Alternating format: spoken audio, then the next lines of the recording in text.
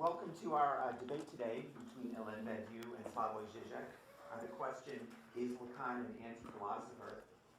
My name is Ken Reinhardt, and I'm the director of the newly launched UCLA program, Graduate Certificate Program in Experimental Critical Theory, which is sponsoring today's debate along with the Department of Comparative Literature and the Andrew W. Mellon Foundation grant for transformation of the humanities at UCLA.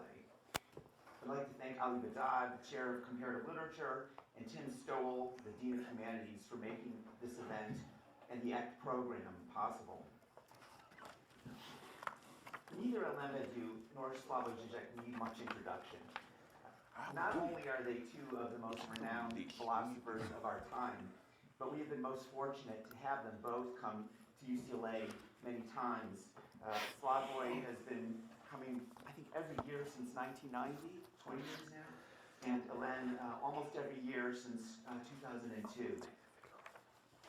Let me just mention a couple of their recent projects and forthcoming projects. Badiou's books come out in English now very quickly. We're very fortunate. Theory of the Subject has appeared recently in English, and his forthcoming books include The Second Manifesto for Philosophy, The Communist Hypothesis, 5 Lessons on Wagner, and his play Incident at Antioch. The last of these two are translated by Susan Spitzer.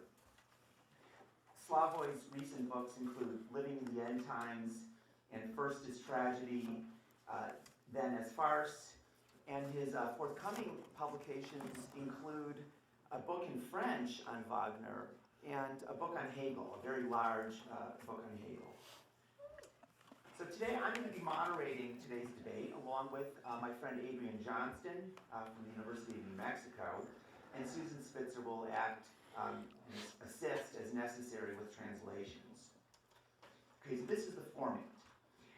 Ellen and Slavoj will each speak for about 20 minutes, and then each of them will have a chance to respond to the others. We'll, of course, allow them to speak to each other as long as they like, follow this up as much as they want, but we hope to be able to open this up to debate at some point with questions from the floor. So without any further ado, I'll turn the floor over first to Badiou.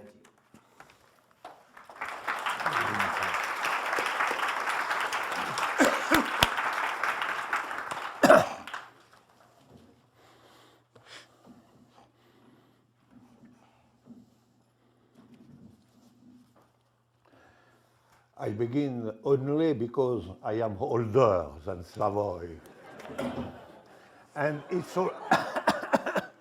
and it's also why I have the best chair. So all that is perfectly good. I name anti-philosophy. Any system of thought, any thinking, if you want, that opposes the singularity of its act to the philosophical category of truth.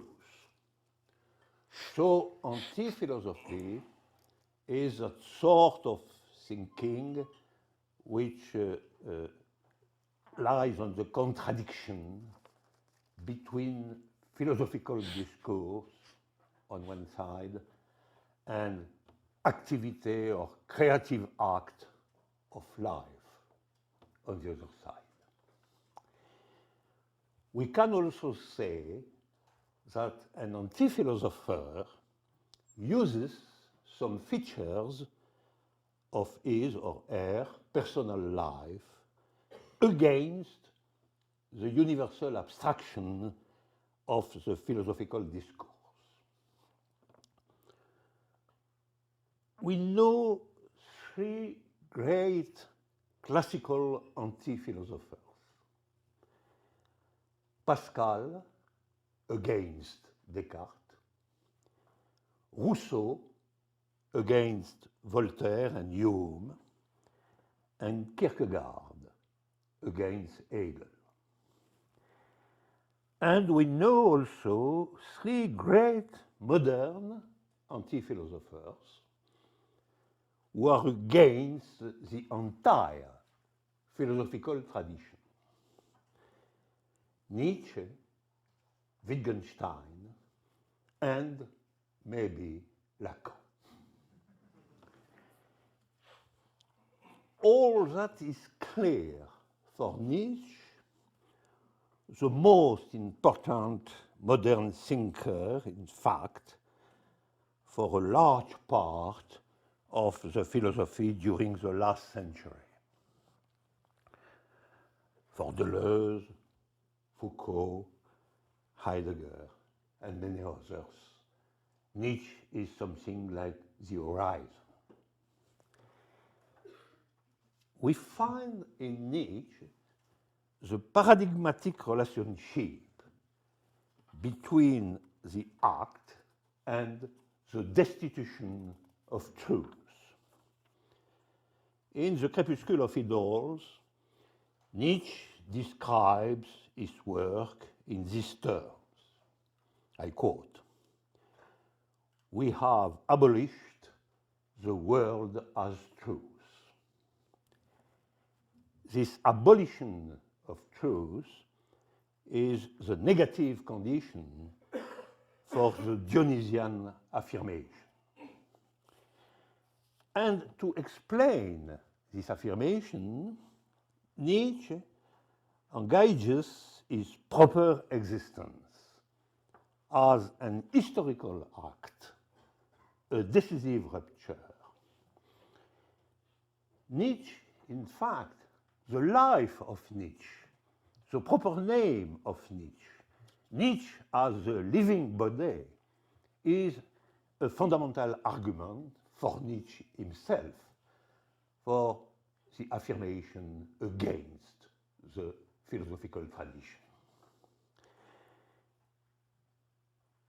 I quote, I am, Nietzsche, who speaks. I am something more than the leading philosopher of our time. I am something decisive and fatal that springs up between two millenaries." A beautiful declaration. Here we have the pure form of anti-philosophy, an act of a violent subjective nature destroys the philosophical tradition which encloses the life with the word truth. The anti-philosophy, with the radical potency of its act, opposes to the philosophical discourse a simple point, a living point, which is a real point. And it is why the victory of anti-philosophy is a certainty, because it's the victory of the real against the dead form of philosophical rhetoric. The discourse of the real, which is realized in a decisive act, cannot disappear.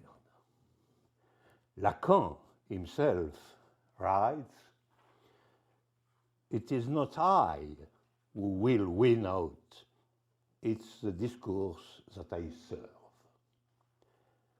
But this discourse is the discourse of analysts, where the crucial point is the epiphanic apparition and disparition of the real of a subject. So the victory of psychoanalysis is the victory of the real itself. For Nietzsche or Wittgenstein, this victory is at price of a complete destitution of the philosophical category of truth. Not that the anti-philosophical purpose is to discredit truth, not to refute it. And anti-philosophy is not a critique, but a therapeutics. Man must be cured of the philosophic illness. For Wittgenstein, philosophical truth is linked to the nonsense, and so it is harmful.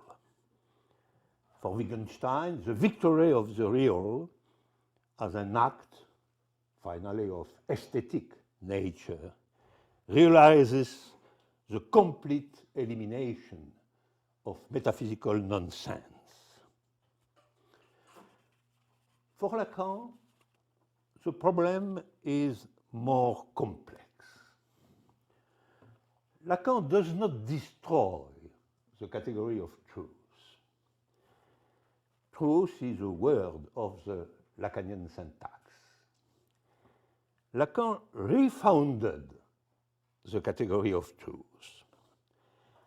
And in this foundation, we find both the destitution of the philosophical category of truth and the necessity to cross through it and get out of it. A long and tortuous coquetry with the category of truth. I will attempt briefly that from 1970, a slow movement does proceed in Lacan towards the destitution of truth and its dismissal. This is articulated to two statements in 1973 in the Séminaire 20. May 15, 1973, I quote, "There is some rapport of being that cannot be known. There is something of the real that cannot be known." And March 20, the same year, I quote, "What is specific to analysis is that it can constitute for itself knowledge concerning the truth. What is specific to psychoanalysis is constitutes for itself knowledge concerning the truth." These statements, which are related, are about truth, precisely. And the tension is this. On the one hand, truth is supreme as unknown. The truth of the subject produces for the subject itself no knowledge of this truth. It is why truth is unconscious. On one side, but in the hand, on the other hand, the aim of analysis is to generate knowledge about the unknown. So the paradoxical position of Lacan concerning truth is that there is no knowledge of truth, but finally there is a psychoanalytic knowledge concerning this absence of knowledge. That is the great paradox of the unconscious.